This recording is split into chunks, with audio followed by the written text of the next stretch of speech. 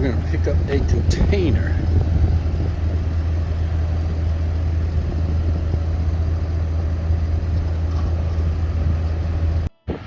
All right, here's what we got. 10-foot container. Wasn't what I was expecting to pick up, but luckily it wasn't a 20-footer. Well, sometimes the day's going real good, and then this happens. Man, oh man. One of those days. No fun, no fun.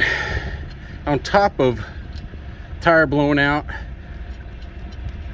I thought I got lucky. I pulled right into Love's, and the guy comes out and says, "Oh, we don't work on those trailers." And I said, "What? It's a Hotshot trailer." "Yeah, we can't work on those." And I said, "Well, you've worked on them in the past. In fact, you changed the tire for me on another Hotshot I had." "No, we can't do it because we've got cameras everywhere." So end up having to do it myself, but I got it jacked up,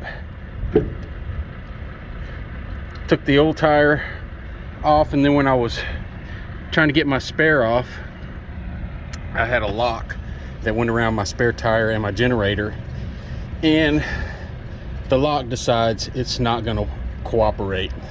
So I had to go borrow a cutter and cut the thing off. So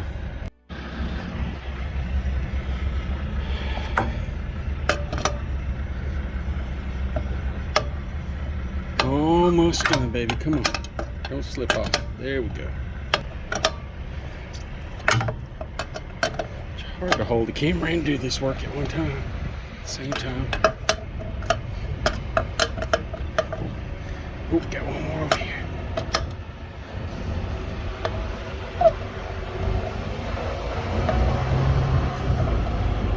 Okay. All right, welcome back. Hope you're all doing well. This week was a short week, mainly by design. I had some stuff to do around the house earlier in the week. Didn't get out until start looking for loads until Tuesday night. Found a load near the house, good rate. Jumped on it, and the load board was looking a slight bit better this week. The rates are looking a slight bit better. Don't know if that's an anomaly or not, but ended up going to Houston, picking up that load, delivered that one, booked another one on the way, and really got the runaround on the second load. Agents just doing whatever they can to get somebody out there and collect their payday. But I was told when I booked it that it was an 8x8. Weighed 3,000 pounds, pick it up first thing in the morning, deliver straight through. So as I'm getting down there to deliver the first load I had, I get a call from these people at 4 o'clock in the afternoon saying, "Hey, you need to pick that up and deliver it today." And I said, "That ain't happening." I had about 2 hours left on my clock, or 3 hours left on my clock. And I said, I can pick it up today, but I'll deliver it tomorrow before lunch. "I don't know about that. Let me call the customer." And I was thinking, well, didn't you just talk to the customer? But anyway, got a call back in 30 minutes. They said, "Okay, that'll work." So I ended up going to a place down in South Louisiana at the port where I've been many times and jumped on and off ships, and actually went to the place where I used to work to pick up this 8x8 box, which turned out to be a 10-foot container. Containers are easy, except when you have a bumper pull trailer.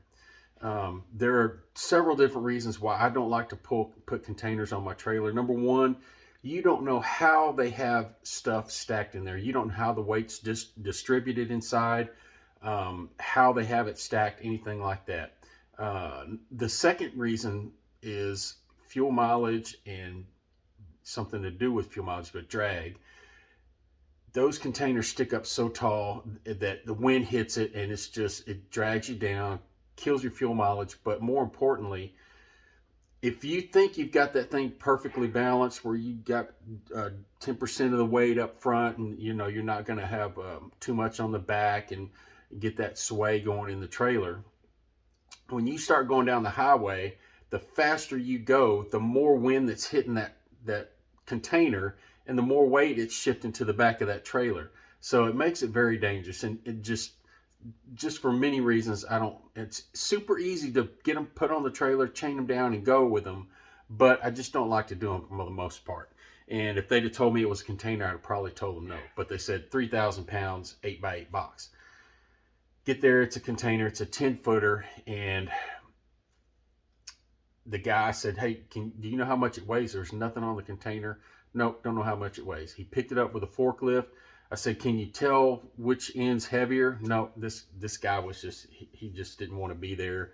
It was already nighttime, and I could tell when I went up to the office, he had the lights off, and he was probably taking a nap. But he put it on the trailer. I have a little method I use to make sure that it's not foolproof by any means. Just a little trick I use to see how much of the weight is going on the front of the trailer. And after 20-30 minutes of trying to get him to put this thing on the trailer straight and get it in the right location, finally got it where I thought I wanted it and chained it down, got on the road. And I soon found out when I got up to the highway, which was about 20 miles away, got up to over 55, I realized the wind's hitting this thing, transferring all the weight to the back, and it's making it light on that bumper, which is something you don't want. So I ended up doing mainly about 55 to 60 most of the way back.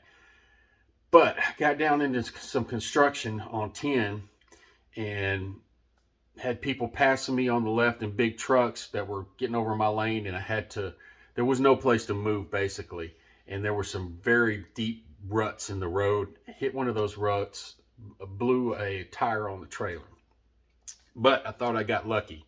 I had a spare on my trailer already, and I was right by the exit. I pulled off the exit. There was a Love's right there, and I said, "Oh man, instead of me having to change this, I'll just pull up there and let them change this tire. They'll charge me 30, 40 bucks. I'll be in and out, gone." Pull up there, and the guy says, "Yeah, we don't work on those trailers." And I said, "What do you mean? You've changed tires for me before on other Hotshot trailer." "No, we can't work on them. They won't allow us to." And I was kind of PO'd. But anyway, got out there, and to make matters worse, I got everything jacked up, the tire off the trailer, and went to unlock. I had a lock around my generator and my tire. Went to unlock it, and the lock is broken. It won't unlock. And this is a heavy duty lock. And so went back inside. I said, "Hey, do you have any bolt cutters?" "No, we don't have any bolt cutters."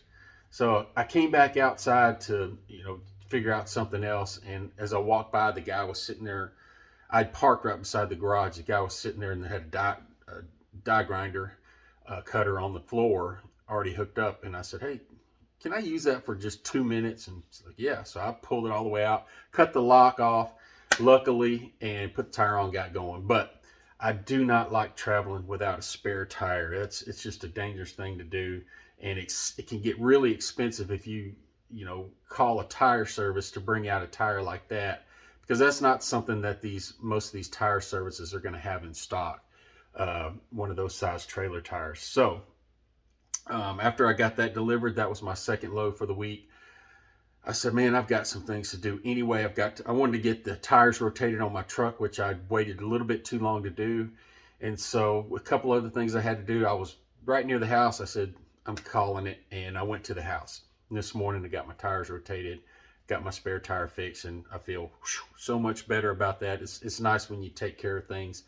And so for the week, I did 2 loads, basically a day and a half, and made $1,300. They were pretty good loads, and I missed out on several more. As I was coming back, I was trying to book some loads, and I was just missing them by a little bit here, a little bit there.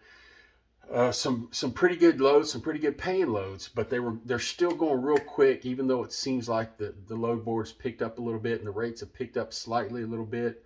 I don't know if that's an anomaly this week, but so the 2 loads, $1,300, around 900 miles, probably not quite that much, but around 900. And I'm just guessing at the miles and the fuel, about 280 on the fuel. So not a bad 2 days, but cut it short. But like I said, looking at the load boards, On the way home, I actually booked a load to pick up on Sunday that was right near the house that was going to South Texas. So, um, but now looking at, when you're trying to book on a Friday for a Monday, that's, in my opinion, it's the worst time. By Thursday afternoon, seems like all those good loads are gone, and you got to be quick for anything that drops in there. But looking at out from today, which is Friday, to try to pick something up on Monday, everything is going to Montana, North Dakota, Pennsylvania, and that's not where I want to be next week because the weather's supposed to be 0 degrees up